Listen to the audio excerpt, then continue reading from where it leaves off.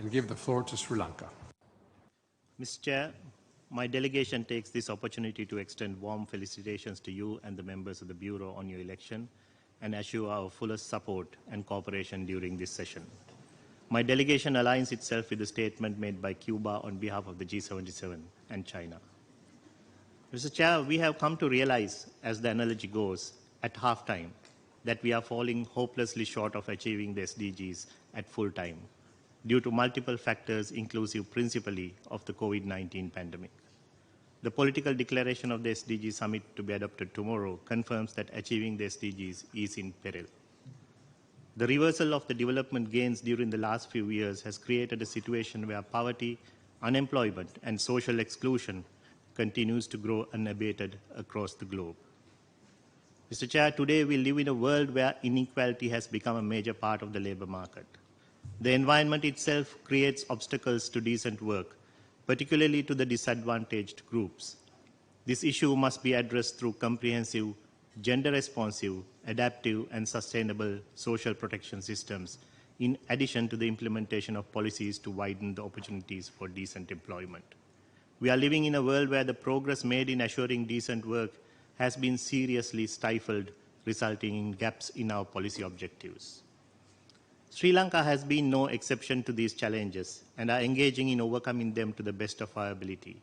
We are a party to all the major ILO conventions and have given effect to them through our domestic legislation. You would agree that legislation alone is no panacea to the problem. It is our view that the public and private sector must join hands to address the loss of livelihoods of individuals due to the pandemic-induced economic downturn and the global insecurities. Mr. Chair, Sri Lanka's distinctive achievements in social development are well established within the development discourse. The country has had a proud record of addressing the basic needs of its people. These are best reflected in terms of the life expectancies, maternal as well as infant mortality indicators. As a result, Sri Lanka has been considered a success story and extensively discussed in the development literature. These stories include Sri Lanka's approach to poverty alleviation and well-being as well. However, last year, Sri Lanka experienced its most challenging period in recent times amidst unprecedented global crises. In overcoming challenges resulting from widespread social unrest and protests, the government and the people have ensured that our democratic traditions and institutions remained stable. Since then, the government has been successful in restoring economic stabilization, while addressing the underlying fiscal and financial governance issues on a priority basis.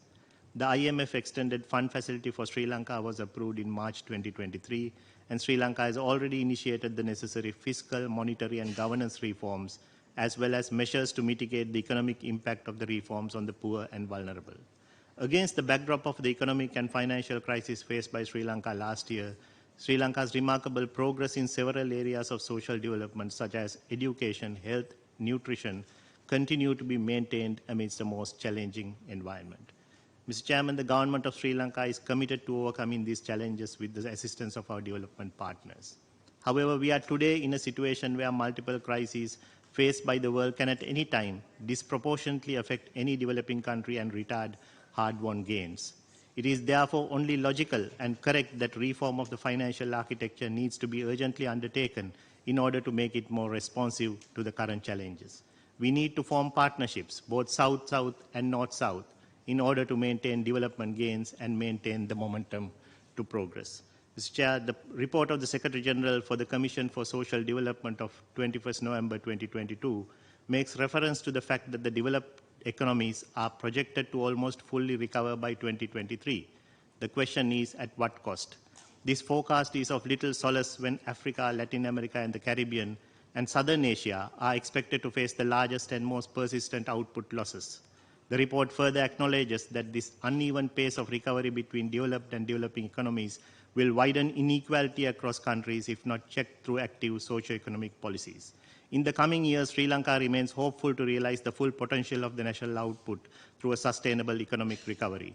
Our own experience and the experience of the world in recent times have shown that reform of the international financial architecture is a global imperative today. It is a sine qua non that international assistance through multilateral institutions should be rendered when a nation needs it on its road to recovery and not at the verge of collapse. I thank the distinguished representative of Sri Lanka.